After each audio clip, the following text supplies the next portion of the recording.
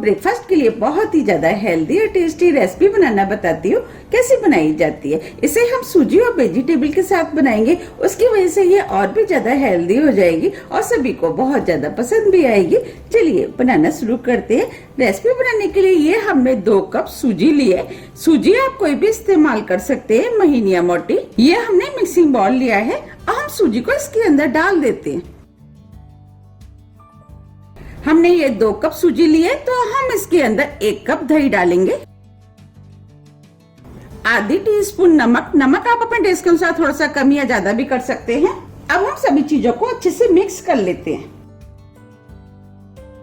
ये हमने दही और सूजी को अच्छे से मिक्स कर लिया है। अब हम इसके अंदर 1 कप पानी डालेंगे। अब पानी को मिक्स कर लेते हैं। अभी ये बैटर गाढ़ा है। अब हम इसके अंदर 1 कप पानी और डाल देते हैं। पानी को मिक्स कर देते हैं। हमने 2 कप सूजी ली थी, इसीलिए हमने इसके अंदर 2 कप पानी डाला है। अब ये बैटर बनके तैयार हो गया है। बस हमें इसी टाइप का बैटर चाहिए। अब हम इस बैटर को 20 मिनट के लिए सेट होने के लिए रख देते हैं, क्योंकि हमने इसके अंदर सूजी का इस्तेमाल किया है। सूजी भी अभी फूलेगी और बैटर को ढक देते हैं। 20 मिनट करीब हो गए। अब हम बैटर को चेक कर लेते हैं। अब ये सूजी भी फूल करके सेट हो गई है। बस हमें इसी टाइप का बैटर चाहिए। अब हम इस बैटर से मिनी इडली बनाएंगे।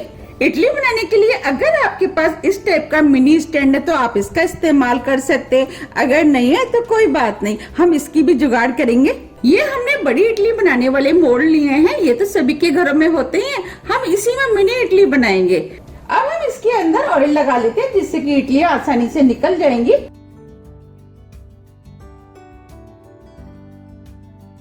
ये हमने ऑयल लगा लिया है। अब हम दूसरे में भी ऑयल लगा लेते हैं। ये हमने दूसरे में भी ऑयल लगा लिया है। अब हम इनको साइड में रख देते हैं। अब हम इसमें से थोड़ा सा बैटर छोटे बॉल में निकाल लेते हैं।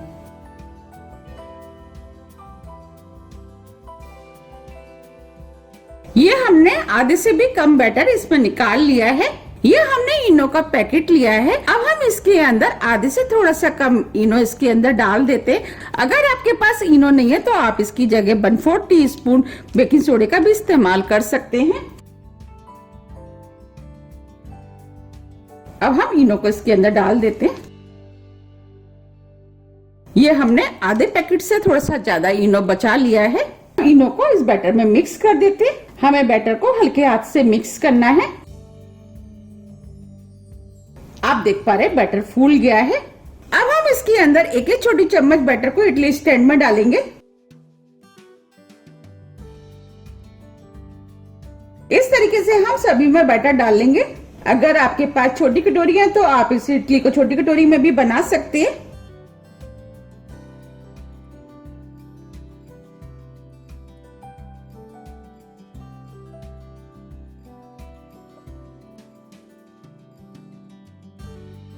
बैटर को स्टैंड में डाल दिया है। अब हम दूसरे स्टैंड में भी डाल देते हैं और इधर हमने पानी बॉईल करने के लिए स्टीमर में रख दिया है।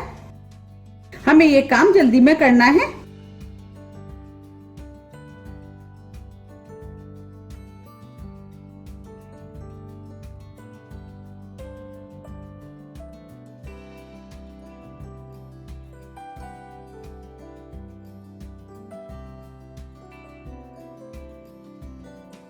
ये हमने दोनों स्टैंड में बैटर डाल दिया। अब इधर स्टीमर में पानी भी गर्म हो गया है। अब हम स्टैंड को इसके अंदर रख देते हैं।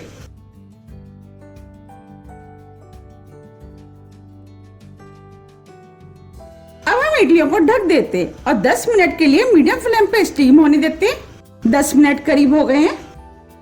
अब हम इडली को चेक करेंगे। इसके लिए हमने ये स्टिक लिए।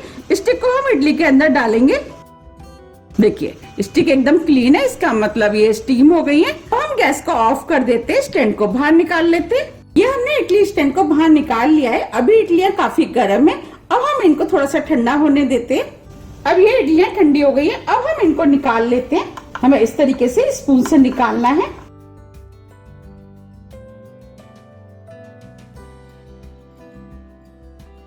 देखिए कितनी बढ़िया और स्पंजी बनके तैयार हुई हैं।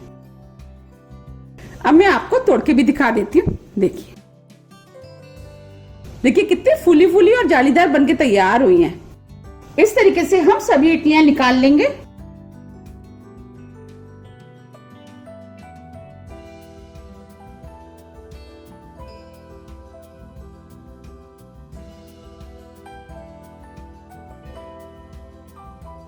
ये हमने सभी इडलियों को निकाल लिया है। अब जो बैटर बचा है हम उसकी भी बना लेते हैं। ये हमने सभी मिनी इडलियों को बना के तैयार कर लिया है। आप चाहे तो इन इडलियों को किसी भी नारियल की चटनी के साथ खा सकते हैं। अगर आपको इनको और भी ज्यादा टेस्टी बनाना है तो आप चाहे तो तड़का भी लगा सकते हैं। हम इन्हें और भी ज्यादा टेस्टी बनाएंगे, इसके लिए अब हम इसमें तड़का लगा लेते हैं। हम इडली में तड़का लगाएंगे, इसके लिए हमने गैस पे कढ़ाई रख दी है। अब हम इसके अंदर 2 चम्मच ऑयल डाल देते हैं। ऑयल आप अपने टेस्ट के अनुसार थोड़ा सा कम या ज्यादा भी कर सकते हैं। अब हम ऑयल को गर्म होने देते हैं। अब ये ऑयल गर्म हो गया है। अब हम इसके अंदर 2 चुटकी हींग डाल देते हैं। 1 टीस्पून राई को तड़कने देते हैं। राई तड़कने लगी है। अब हम इसके अंदर 1 टेबल स्पून उड़द की दाल डालेंगे।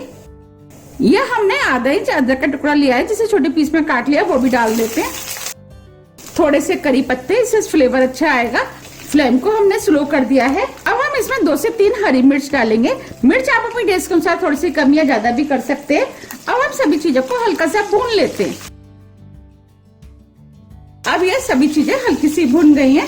ये हमने 1 मीडियम साइज की प्याज ली है, जिसे लंबे पीस में काट लिया, वो डाल देते हैं। प्याज को हल्के गोल्डन कलर का भून लेते हैं। अब ये प्याज भी हल्के गोल्डन कलर की भुन गई है। बस हमें इसी टाइप की भुनी हुई प्याज चाहिए। ये हमने 1 छोटी साइज की शिमला मिर्च ली है, जिसे लंबे पीस में काट लिया, वो भी डाल देते हैं। 1 छोटी साइज की गाजर, इसे भी लंबे पीस में काट लिया है, वो भी डाल देते हैं। अब हम सभी चीजों को 1 मिनट करीब भून लेते हैं, जिससे कि ये सभी चीजें हल्की सी सॉफ्ट हो जाए। हमें इन्हें ज्यादा सॉफ्ट नहीं करना है, हमें इनको क्रंची ही रखना है, जिससे कि ये खाने में टेस्टी लगेंगी। 1 मिनट करीब हो गया है। ये सभी चीजें हल्की सॉफ्ट हो गई है। ये हमने 1 कप पत्ता गोभी लिया है, जिसे पतले पतले लंबे पीस में काट लिया, वो भी डाल देते हैं और सभी चीजों को मिक्स कर लेते हैं। हम इन इडलियों में हेल्दी और टेस्टी बना रहे हैं, इसीलिए हमने ये सब्जियों का इस्तेमाल किया है। आपको जो भी सब्जी पसंद है वो डाल सकते हैं। अब हम गोभी को भी 1 मिनट करीब भून लेते हैं, जिससे गोभी भी हल्का सा सॉफ्ट हो जाए। अब हम इसके अंदर थोड़ा सा नमक डाल देते हैं, नमक टेस्ट के अनुसार। हमने नमक का इस्तेमाल इडली बनाने में भी किया है, उसको ध्यान में रखते हुए आप नमक का इस्तेमाल करें। अब हम इसके अंदर 1 टेबल स्पून सफेद वाले तिल डाल देते हैं। ये हमने 2 टीस्पून सावन मसाला लिया है, वो डाल देते। अगर आपके पास सावन मसाला नहीं है तो आप इसकी जगह पाव भाजी मसाला या मैगी मसाले का भी इस्तेमाल कर सकते हैं। 1 मिनट करीब हो गया है। अब ये सभी वेजिटेबल हल्की सॉफ्ट हो गई है। बस हमें इसी टाइप की सॉफ्ट वेजिटेबल चाहिए। अब हम इसके अंदर जो हमने इडली बनाई थी वो डाल देते हैं।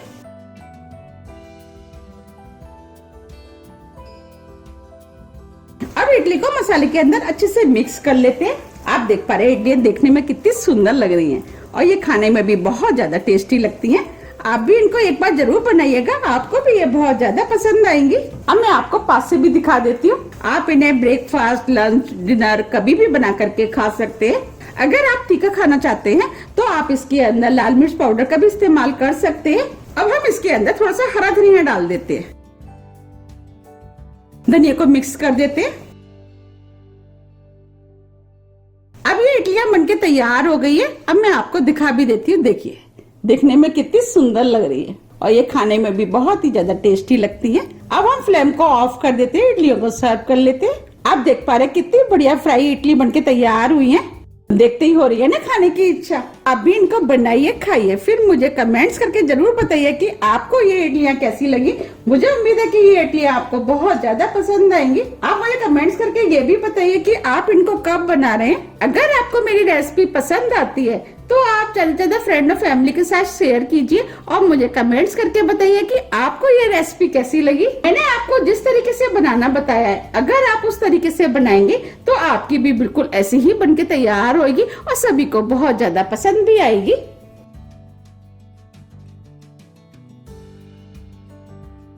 अब हम इसके ऊपर थोड़ा सा हरा धनिया और डाल देते हैं, जिससे कि इडलियां देखने में और भी ज्यादा सुंदर लगेंगी। अब मैं आपको पास से भी दिखा देती हूँ। देखिए कितनी बढ़िया इडली बनके तैयार हुई है। देखिए कितनी सॉफ्ट बनी है। हो रही है ना देखते ही खाने की इच्छा। आप चाहे तो इन्हें इडलियों को चटनी के साथ खा सकते हैं और आप चाहे तो इन्हें बिना चटनी के भी खा सकते हैं। ये बिना चटनी के भी खाने में बहुत ही ज्यादा टेस्टी लगती हैं।